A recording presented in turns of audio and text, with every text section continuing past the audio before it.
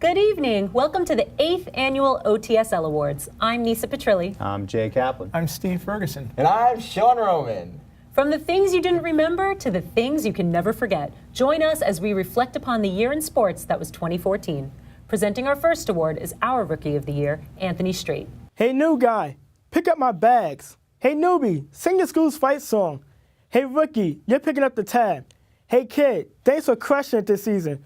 It's why you made the list of nominees for Rookie of the Year. And there is the rookie right-hander, Jacob deGrom. Struck him out! Only 18, but by no means immune to the pressure. You can put it on the board, yeah! I mean, he is insane. How do you make that catch? He just catches everything.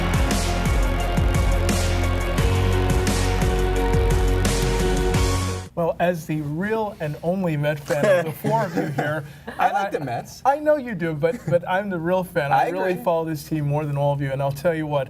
His record 9-9, you say, pedestrian, and you may have a right to say that, but when you start off 0-4, and by the way, this is the first time in 30 years that the Mets have actually won this award, I think it's tremendous. And if you watch this guy pitch, you almost think a little bit of what Matt Harvey was doing the year before that. His stuff plays that well, Jay, trust me. Anything good for the Mets, I'm for. Out of this list, Yay, though, I would have finally. took Michaela Schifrin. Yes. She is going to dominate the U.S. ski team for possibly the next two Olympiads. Look out for her in Korea. Yep. Slalom, that is it. She was predicted to win that. She did. Unlike the other Michaela Maroney, who was supposed to dominate the vault and came up just a little bit short. She's not impressed. No. Yeah, I actually agree with this one. DeGrom was just such a standout this year for the Mets, so I actually agree. I don't know. I would have gone with Abreu. To me, he had better numbers as far as you're going to compare rookies of the year. I know it's tough to compare batters and pitchers. I would have gone with him, but can I tell you, I'm loving the potential of Odell Beckham. We are definitely. a New York show, so maybe there was a little bit of home cooking in that one. A Jay. little bit, but remember, I am a Steeler fan first and foremost, so that is actually being, And Odell legit. Beckham already a star. already. Yes, he already is. For some, actions speak louder than words. For others, words speak louder than actions. Either way, it's why these people are our nominees for Biggest Jerk of the Year in sports. If you don't feel it, don't come to my games. Don't bring black people. I support them and give them food and clothes. Magic Johnson, what has he done? Well, he's a business person.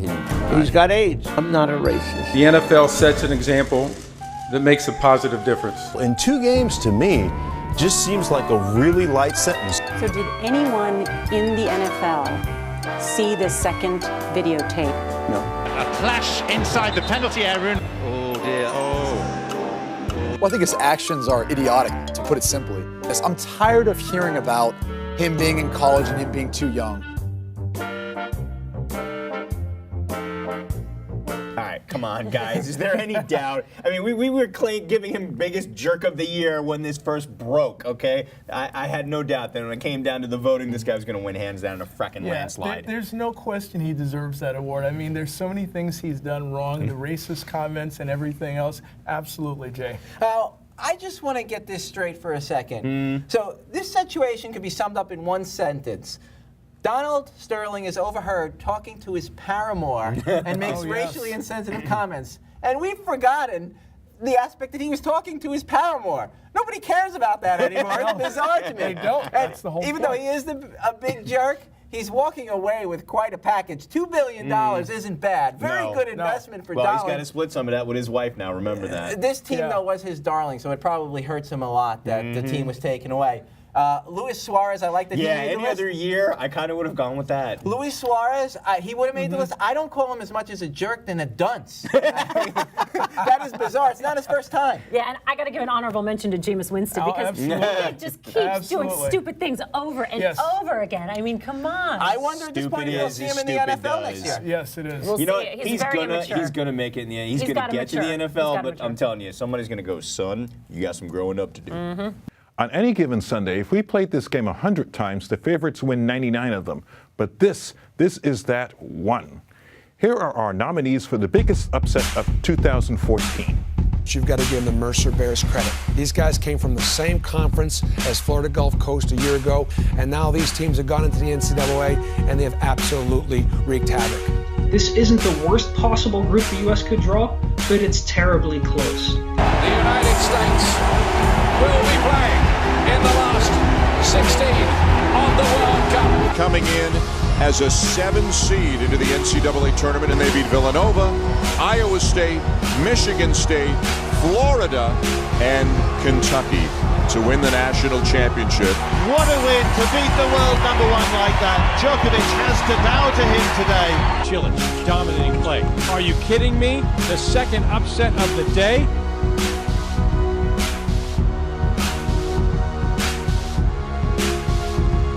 I agree with this completely. I was demoralized when this group, when it came out the U.S. was going to be facing Ghana, Portugal, and Germany. Germany was assuring, and everybody else was fighting for that one spot out of 3 teams who definitely, each of them, could have made the final 16. Yep. Jurgen Klinsmann deserves a lot of credit for being able to get his team out of the group of death. That was a tremendous, tremendous effort, and I do think it was a good decision keeping Donovan on the sidelines because I believe he was out of shape. Disagree, but moving on. I mean, first of all, Landon Donovan being left out of this was kind of sad. But when you take into account that they actually got past the round of death, that was amazing. Just to see them get to that level was great. Just to see the U.S. beat Ghana, finally, to get that monkey off our back of beating Ghana was just so impressive. And that match against Portugal was awesome, too, even though it shouldn't have ended the way it did. It ended in a tie. We should have won that game, but it was still very impressive what the U.S. did. As impressed as I was with the USA, and make no doubt about it, I was impressed. I always seem to come back to March Madness as my barometer for upsets, and maybe it's because I'm a Tar Heel fan and I can't stand Duke, but Mercer, as a 14, knocking off number 3 Duke, is who I would have picked. Any other year, maybe. Yeah. But, pretty cool, too, definitely. You're just pretty ho-hum about soccer. I can see that right now. Well, it's all these years working with you, Sean. You've kind of, it's come over by osmosis. Are you looking forward to the Women's World Cup this year? Not as much. If I have to choose between the two, I'm more of a men's soccer fan, and that's your doing. But, Mercer, 14 knocking off a 3. Come on. 2014 was not an easy year for some in sports. We'd like to take a moment to send them a Christmas wish with the hope that 2015 will bring them better luck and success.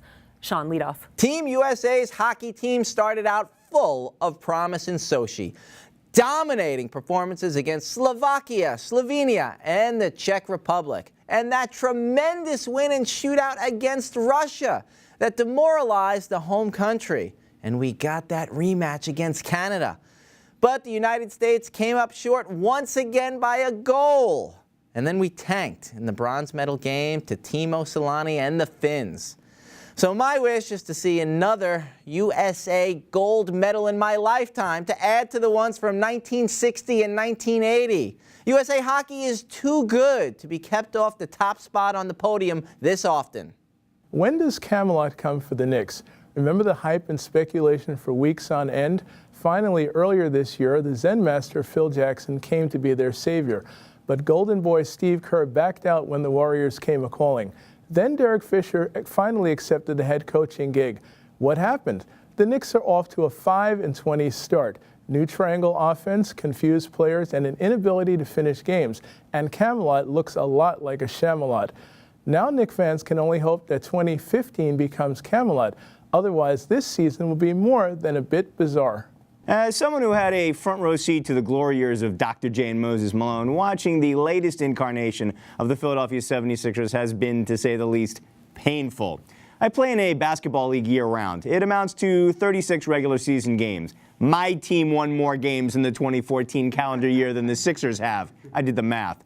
So my Christmas wish for the Round Ball squad from the City of Brotherly Love is that when the calendar year turns, everyone is finally healthy, a top 5 draft pick speeds up their rebuild, and I'm not doing this again next December. Good luck, Sixers. My wish for better luck next year goes to the New York Yankees. Aside from it being Derek Jeter's final season, 2014 was pretty forgettable for the boys in pinstripes. Finishing barely over 500, battling injuries, and not even coming close to making the playoffs is so un-Yankee-like. Call me an optimist, but next year has got to be better, right? If everyone gets healthy by the start of the season and they make a few key acquisitions, they stand a chance at being a playoff team again. Here's hoping the Yanks start looking like themselves again and have a much more successful season in 2015. The nominees for our Best Breakthrough Athlete went from the sidelines to the headlines, from the back page to the front page, from All-Star to All-World. These guys broke on through to the other side. I'm here to be a part of the team. I'm here to help these guys in any way possible. I'm ready to be treated just as any other assistant coach. And Madison Bumgarner has firmly etched his name on the all-time World Series record books. Fans of San Antonio know how great you are, and now the whole world does. 29 years of frustration have ended. The Royals are going to the World Series.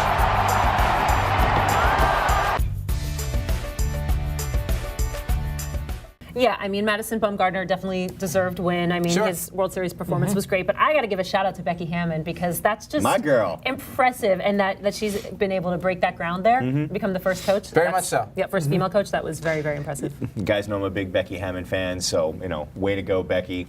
I gave her plenty of props on the show on a closing, but I have been following Kawhi Leonard since he was in college, and to see him go from being a guy at like a second-tier Division I program, even though he was the star there, to being a rotational piece, to becoming the MVP of the NBA Finals on a team like the San Antonio Spurs. To me, that was the most impressive breakthrough performance of the year. Bumgarner's performances is going to be idolized, written about, like we've written about Christy Matheson's games 100 years ago, and Giants also Koufax's games. Yes. Absolutely, but I would have given it to the state of Mississippi. I mean, we had Ole Miss and Mississippi in the top 5. Yeah. That was absolutely amazing, and I'll never forget my favorite moment of the year with the state of Mississippi. Katy Perry correctly predicting that Ole Miss would beat Alabama, putting it in Corso's face. By the way, Madison Bumgarner definitely deserves this award, but if I were giving the award, how about the Kansas City Royals? The first time in 29 years, that's amazing. I like that too. True. Yeah, sure. all worthy nominees. Can't really argue with any of them. You're driving along, and then bang! The next thing you know, you spun out of control right into a snowdrift. What the F just happened? Now transpose that to the field of play. The game is just going along, and then bang! You're blindsided. So let's take a look at what happened to our nominees for the WTF Moment. Trying to do everything and anything, including this, blowing in the ear of LeBron James. Brazil are being humiliated, humbled, and taken apart. The Denver Broncos got punked. They got punked. They got embarrassed. They got stomped on. They got beat down. Jason Kidd goes to ownership, asks for total control of basketball operations. A couple days later, I would like to introduce the new head coach of the Milwaukee Bucks. Ray Rice, 2 games. The NFL suspended Rice indefinitely. No one with the league had seen this second, more graphic video. No new facts were presented to justify an increased suspension. Okay, if you're Brazil, then yeah, you had an entire country go, what the? but I'm sorry, for a pure WTF moment, can we talk about the way the NFL botched the handling of the Ray Rice case? That makes an entire country go, what the? Roger Goodell, what are you thinking? Well, for me, I'm looking at Jason Kidd. How did you suddenly resign? Why? Because you didn't get a chance to do everything for the Nets in the second year of coaching? Give me a break. And then you wind up with the Milwaukee Bucks, who were the worst team in the NBA last year. Hey, that was my moment. Well, I actually think these are all great nominees, of course. But I agree with Germany because it wasn't the fact that Germany upset Brazil in Brazil, which wasn't one of the facts, but it was the 7-1 score. Yes. It was just so ridiculous in the World Cup final. Yeah. It was total humiliation. This was not only just like interesting, this was absolutely historic. People will know about this game 75 years from now. Up 5-0 at the half. About, 6 goals in 4 minutes. It was like men playing with children. It was because their defender. Now, Neymar got out. He was injured by the Colombian player. But Silva piled up yellow cards without the captain of Brazil's defense. Everything just fell out from underneath. And that's the story of the game. Yep. Sometimes they happen in the biggest spots exactly when you're expecting it. Sometimes you never see them coming. But either way, you want to watch them over and over and over. These are our nominees for Play of the Year. The last page is in Derek's hands. Base hit to right field. Richardson is safe. Derek Jeter ends his final game with a walk-off single. And a ball driven to left center. Sousa. He's got it! It's a no-hitter! He's onside this time! It's 1-1!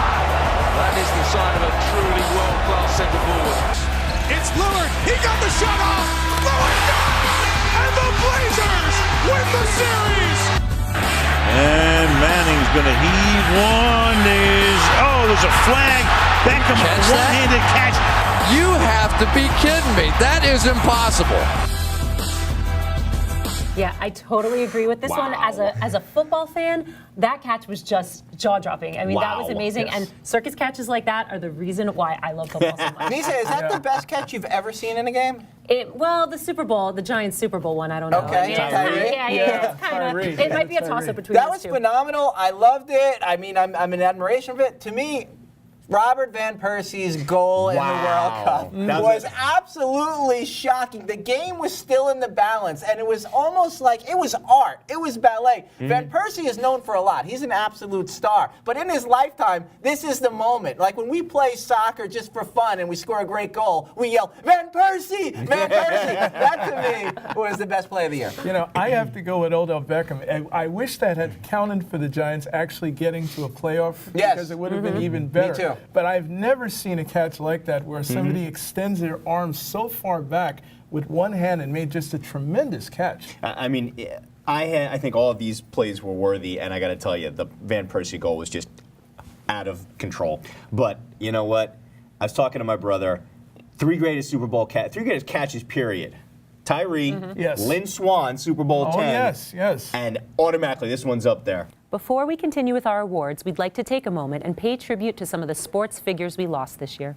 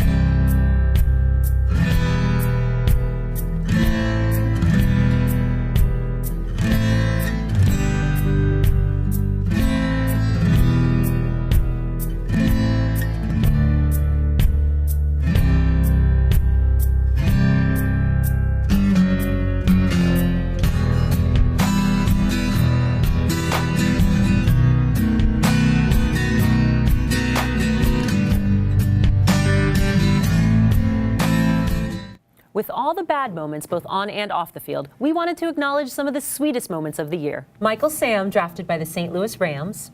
Patriots cheerleaders wearing the jersey of Bengals Devon Still in support of his cancer-stricken daughter. Kevin Durant's emotional MVP speech thanking his mom. You're the real MVP. Isaiah Austin, drafted by the NBA.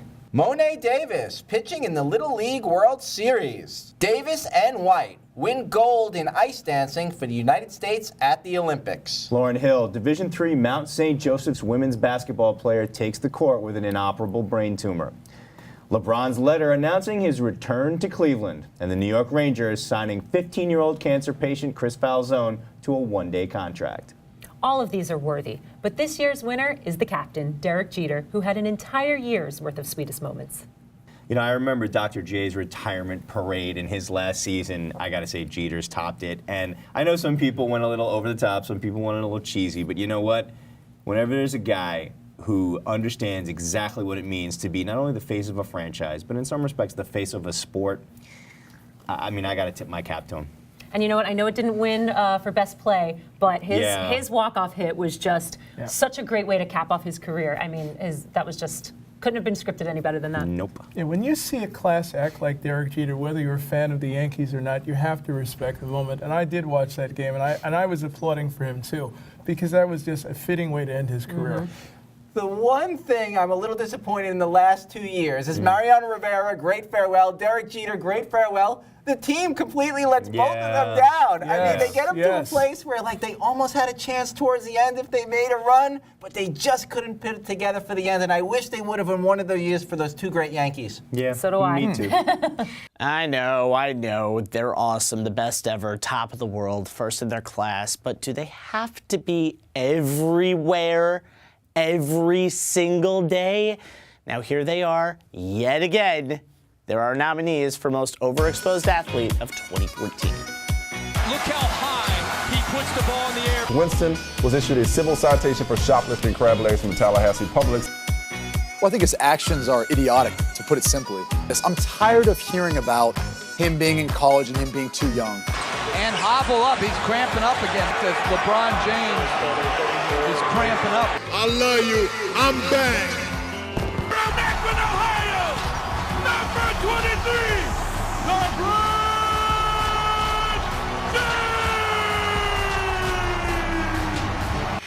I want to call it a career, and I'm happy with the way that my career's gone. And here's the moment for Derek Jeter.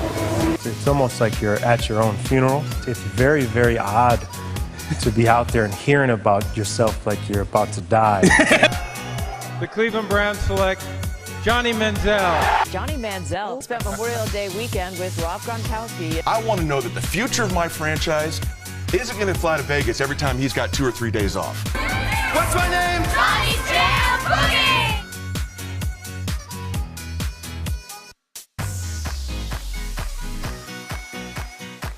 Yeah, all great nominees, but I agree. Johnny Football has just been too many places for a backup. I know he's getting a chance to start. I understand that, but I mean, the kid was a backup basically for most of the year, and he hasn't even played that much. I mean, come on, overhype is ridiculous. You know, what's the old song from back in the day? Don't believe the hype is a sequel.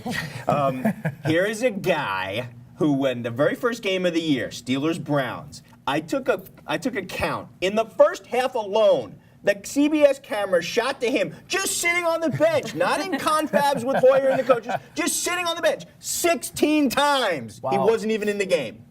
That's unbelievable. Yeah, he has been overexposed, and he hasn't even started in the NFL. Finally, he's going to get his chance to do that. But let's see how he does. The way they've been talking, he's like the next coming of Johnny Unitas already. He could be the next coming of freaking, who's the guy from the Raiders? I will always love Johnny Manziel for the fact that when he was a Texas A&M student, he felt popular enough and brave enough to go to a Texas fraternity party. And I love it. When you talk about being overexposed, even what's the name of that guy on the Dallas? He's the running back. DeMarco Murray. Yeah, and he was involved in an affair. Somehow, Johnny Manziel wound up in a picture with the woman and the guy involved in the affair. They say you can lead a horse to water, but you can't make him drink. You can assemble a collection of great players, but you can't make them a great team without a great coach. These four did that and more. All the years I've been coaching, to see the fortitude you guys displayed in coming back from that horrific loss last year. I've never been more proud of the team, nor have I ever gotten as much satisfaction. Of course, we believe it, but you know, the special thing about this today is that each and every one of these guys have worked so hard to bring a championship to our city. But this one, I will say, it was a lot tougher. This group of warriors, I mean, they were relentless the whole time and really just kept amazing me throughout the playoffs. You play for the team you're on right now. You play for each and every guy that ever played here.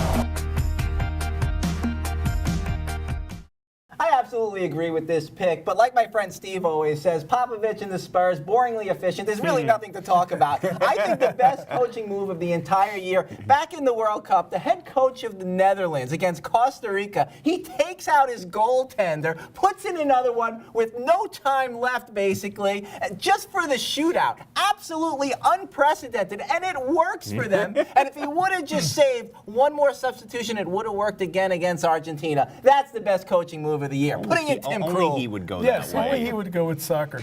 Well, I'm going to go with Greg Popovich. I mean, you can say boringly efficient. That's definitely true. And you have on more than one occasion. I have definitely said that. However, when you take the trio of talent that they have and you put it around the cast that they have and the way he's run that team, nobody's done a better job in recent time than him. And I'd have to agree with you. I mean, all three of those guys have been on this list before, and deservedly so. Absolutely. But you know what? I got to give a shout out to Ned Yost.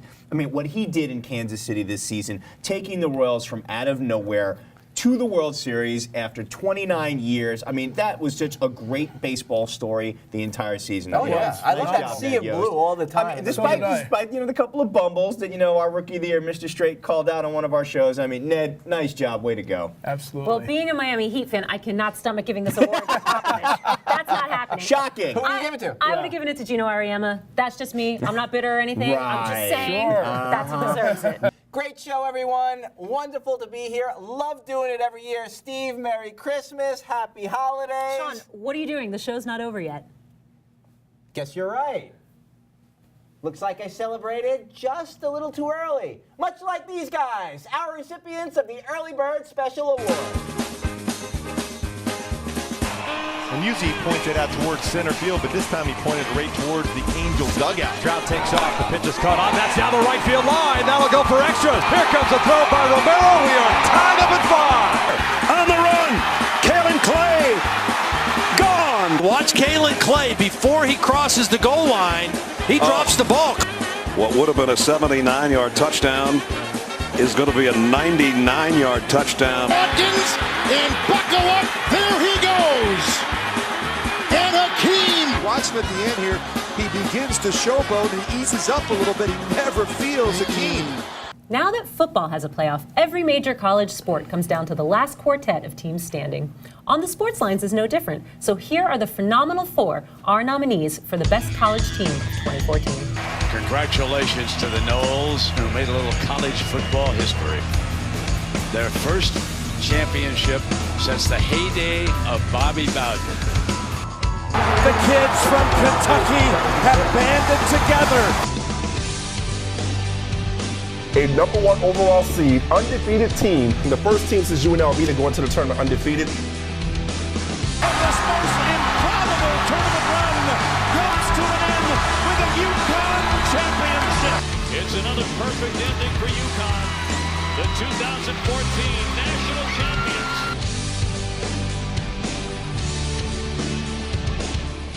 Well, I have to give this award to the University of Connecticut, both the men and women. First of all, Kevin Ollie, congratulations to you for winning your first one, because no one expected the University of UConn men's basketball to win. As for Gino Auriemma, how consistent and great a coach is he? There's nothing else to say, but he's phenomenal. Been there and done that. Absolutely. I agree with the choice, but I don't like the list of our collective group of nominations this time. Why are there 3 basketball teams? I would have also included Ohio State football and Alabama football.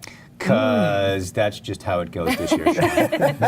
That's just the way it rolls, you know? Yeah, I mean, I'm not going to say anything about Florida State either, but I do think UConn deserved this. I mean, winning in both men's and women's was just an amazing feat. Any other year, I think you'd have to give Florida State some credit. Undefeated last year, undefeated again this year, playing for the national championship again this year. But you know what? UConn does the double again. I can't add. That's just impressive. And Auriemma, again, undefeated in winning a championship. Very close between the two. What's the difference between a good year and a great year? One word: hardware. These 5 teams all added to their franchise's trophy case this season. The players have prepared for their entire careers for this moment. Germany are the champions of the world. And arguably the best team in pro football all season has shown it again. They are NFL champions. It's held in a shot, safe. Antonio is back on top once again.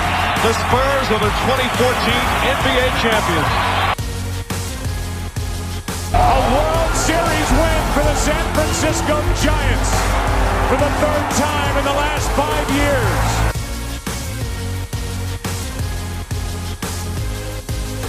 This was an excellent effort by who, Jay? Die Mannschaft! Germany was very impressive. And Yeah. since 1990, when they won their last World Cup, they have been consistently excellent. They just have, I mean, it's difficult playing the world's best each time. Nobody has been more consistent over that time. Nobody has been more deserving. Excellent effort by their head coach, Jogi Löw. Just an all-around terrific effort. My favorite name on the German team, Schweinsteiger. Wow, I'm surprised you could say that. You know what? As great as what Germany did, and I agree with you, but I'm going to go with the San Francisco Giants. I mean, this team won 88 games, and they won the entire thing. And Madison Bumgarner was an absolute lightning rod to getting them there. He's a gem. And Bruce Bochy, I mean, that guy is a phenomenal coach, and he'll probably someday be in the Hall People of have Fame. forgot the name Clayton Kershaw. Yep. Yes, Who? they have. What? Clayton who? In California.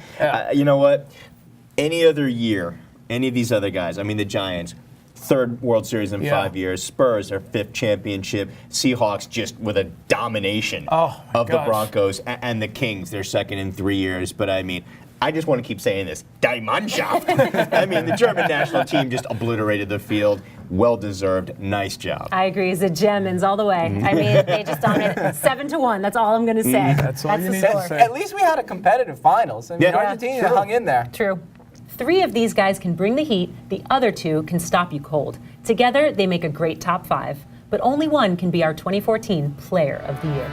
For the first time in 46 years, the National League most valuable player is a pitcher. Clayton Kershaw doubled up. Cy Young Award last night, MVP tonight.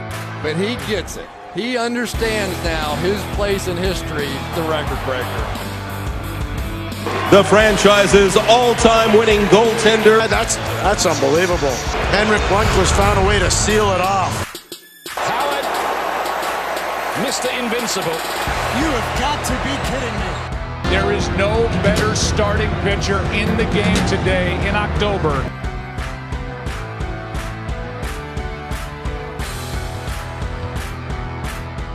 Yes, I totally agree with this. Tim Howard made a soccer fan out of me this summer. That's all I'll say. That's all I'll say. I mean, despite he was great on the field, obviously an incredible athlete, but he was also the heart and soul of that team, and he just rallied them. I couldn't agree more. Very impressive.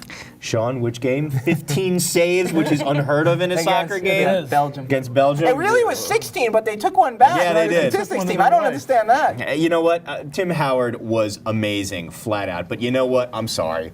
Henrik Lundqvist stood on his head taking the Rangers to the Stanley Cup Finals. But at the end of the day, I'm sorry. The guy who turned in the Performance of the Year and to me deserves Best Athlete. How about Madison Bumgarner? I mean, the dude was just lights out. Everybody focused on his postseason, but he had a hell of a regular season too. You know, Jay, I'm going to have to agree with you because normally I would have said Clayton Kershaw. He had a great regular season, but when it came to the postseason, no comparison to Madison Bumgarner, who was absolutely on fire. I like the fact that, you know, we've been able to see through the fact that you could have an excellent effort, but it's still not enough for your team to win. Yeah. Tim Howard was basically doing it on his own, and I will give an honorable mention to the Latvian goalie who saved 55 against Canada. Wow. That was pretty amazing. Yeah, in Olympic hockey. Oh, yeah. Yep, that was impressive.